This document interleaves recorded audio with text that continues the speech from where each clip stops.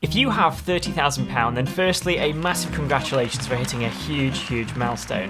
Now, this video is how I personally would invest £30,000 in buy-to-let property as a beginner and getting started in the industry. Now, first things first, if you don't own your own home already, then you should use that on buying your own place. The reason I say that is because if you buy a property of your own in your own name for you to live in, and you find one that you can refurb and add some value to it, then that value that you gain in the property is all tax-free.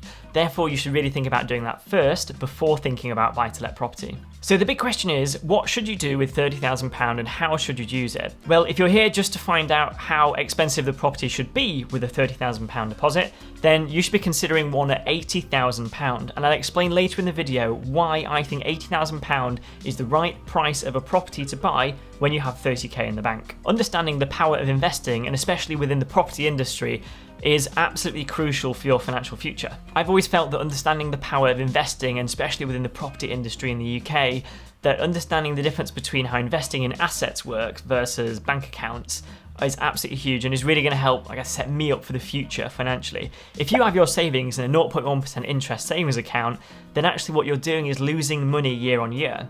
If inflation is 2 to 2.5% a year, that means the cost of living goes up by 2%.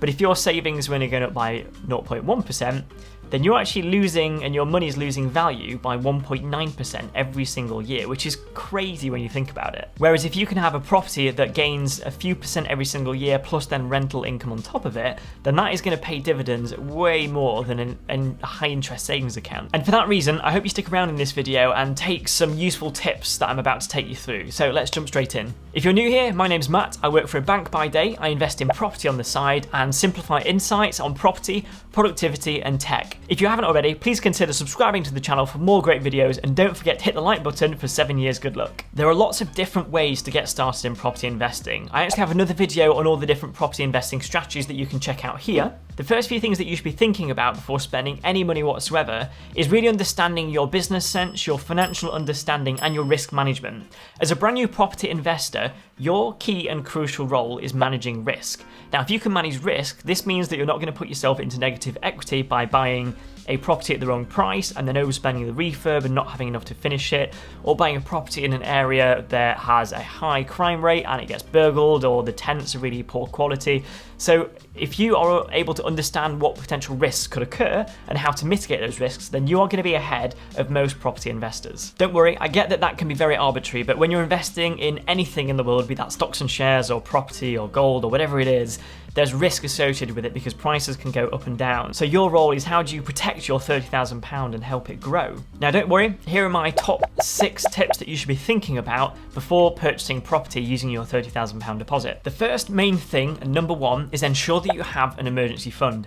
If you only have £30,000 in savings and there's nothing else on top of that, you should be taking 6 months of your salary and living income, putting that aside and protecting that as cash. That means that if anything unexpected was to happen, if you fell ill, if you lost your job, or there was anything else that meant that you was out of work and not earning money, having that 6-month pot of cash means that you can protect yourself for half a year to get back on your feet again. 2 is understanding your property goals and where you want to get to in your property journey.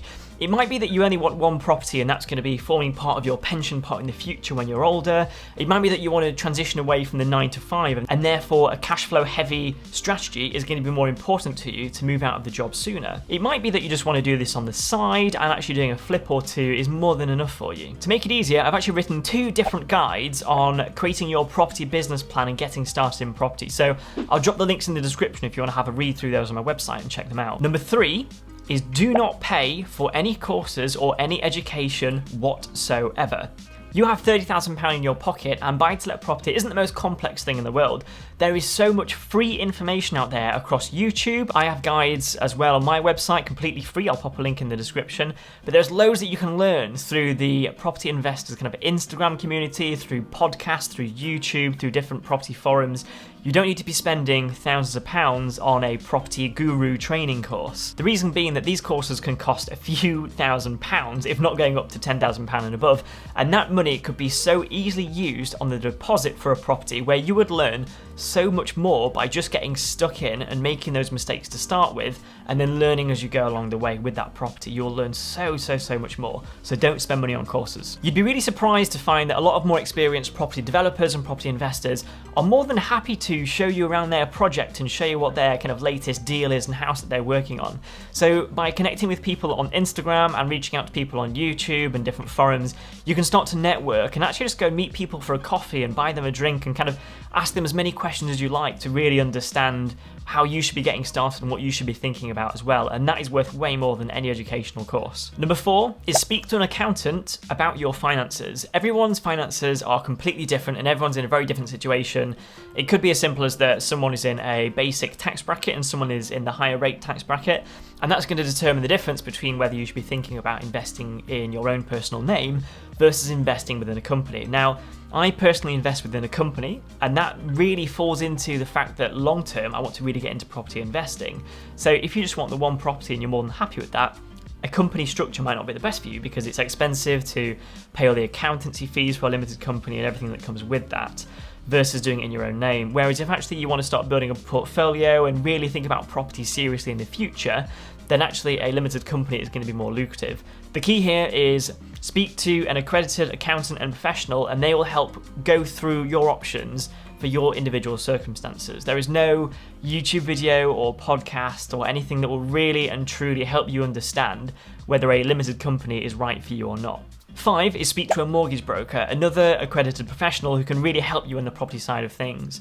By speaking to a broker, they can really get to grips and understand your own personal finances and give you a really good idea of actually what you can afford from the banks. So if you have £30,000 in saving, but you only have a job that pays £20,000 a year, then you're actually going to be quite limited in terms of your mortgage options. So by speaking to a broker, you can understand how much you can borrow, what the rate of interest is going to be, and then what the kind of recurring costs are going to be monthly off the back of it. Therefore, if you know what you can afford, you can then go out there and view the right properties at the right price. And 6 is lastly consider the price of the property that you can afford. That links really nicely into point 5. Now, at the start of the video, I said that I think the best price for a property, if you have £30,000 in the bank, is £80,000. Now, the reason behind this is that there are obviously lots of different fees associated with buying a property, depending on what price it is. So you might have to think about the conveyancing fees for the solicitor, you might have to pay stamp duty if it's above a certain rate. You may have refurbishment costs to also consider as well, as insurances and other bits and bobs that come with buying a property. Properties are not cheap assets and they do cost money, so you need a little bit of contingency within there as well. So I would say you should be looking at a property that is worth £80,000 full market value using a 75% loan to value mortgage. This means that you pay £20,000 and the bank pay £60,000. So you put up 25%, they put up 75%, and that's the price of the property.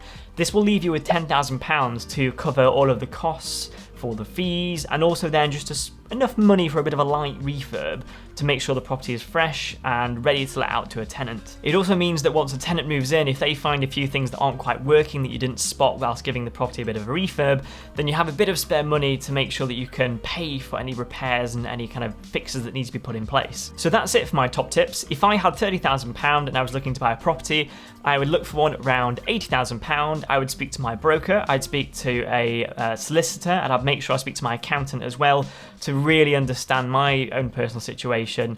And then I look at properties in the north around £80,000 and start offering on those properties. I hope you found that useful. If you haven't already, please consider subscribing to the channel for more great videos, and don't forget to hit the like button. Thanks for watching, and I'll see you in my next video.